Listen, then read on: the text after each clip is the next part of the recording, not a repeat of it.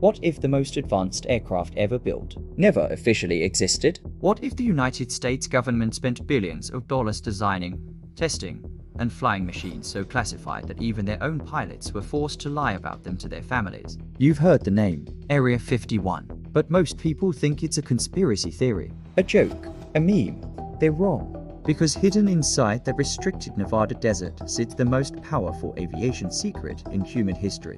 Aircraft so far ahead of their time that even today, decades later, some of them remain fully classified. This is not a conspiracy theory. This is the documented, declassified, and deeply disturbing truth about the aircraft they never showed the world. It begins in 1955. The Cold War is at its peak. The Soviet Union is expanding rapidly. American intelligence is desperate. They need eyes over Soviet territory, and they need them fast. The CIA approached one man Kelly Johnson, a genius aircraft designer at Lockheed's secret division, known only as the Skunk Works. Johnson had a simple but terrifying mission: build an aircraft that could fly so high, so fast, and so secretly that the Soviets would never know it was watching them. To hide the program completely, they needed a location: isolated, restricted, invisible. They chose a dry lake bed in the Nevada desert, Groom Lake, a place that didn't officially exist on any public map. The world would eventually call it Area 51.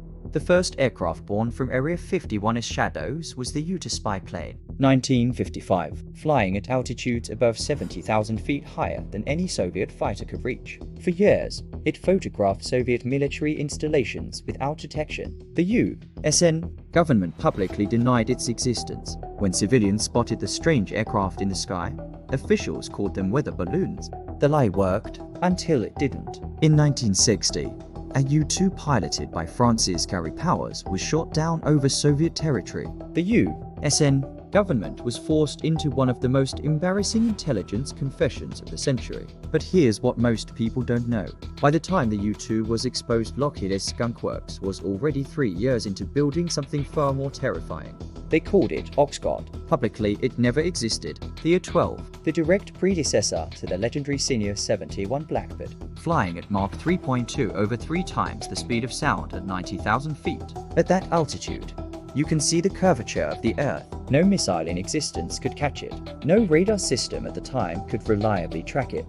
The aircraft was built from titanium, a material so rare that the CIA secretly purchased it from the Soviet Union itself through fake companies to build a plane designed to spy on them. Think about that. America bought Soviet metal, using Soviet money, to build a spy plane that would photograph Soviet secrets. But the A-12 was only the beginning. Through the 1960s, 70 seconds and 80 seconds, Area 51 became the birthplace of aircraft that defied known physics. The Have-Blue stealth demonstrator, the F-117 Nighthawk, experimental hypersonic platforms that remain partially classified to this day. Entire squadrons of pilots lived double lives flying craft the world had never seen, landing before sunrise, and telling their wives they were test pilots for ordinary aircraft. But secrets this large always crack. By the 1980s, civilian aviation was expanding rapidly.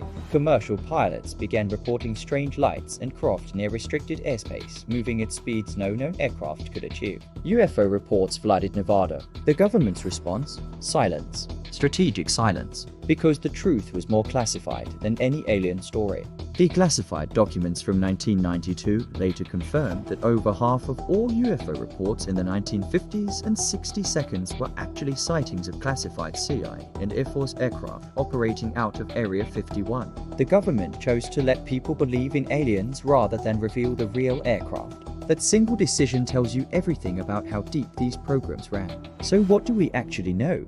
First, Area 51 is real, documented, and still fully operational today. What happens inside remains largely classified. Second, the aircraft developed there were decades ahead of publicly known aviation technology. Some remain unreleased to this day. Third, the government's greatest tool was not the aircraft itself. It was controlling what the public was allowed to believe. Here's the question that should keep you awake tonight. If they were flying Mach 3 stealth aircraft in 1964, what exactly are they flying in 2024? Whatever it is, you haven't seen it. You won't be told about it. And somewhere over a desert you'll never visit, it's already airborne. This is Shadow Air Command, where classified skies meet untold stories. If this video made you question what you thought you knew, subscribe, because next time we go even deeper. The secrets are just getting started.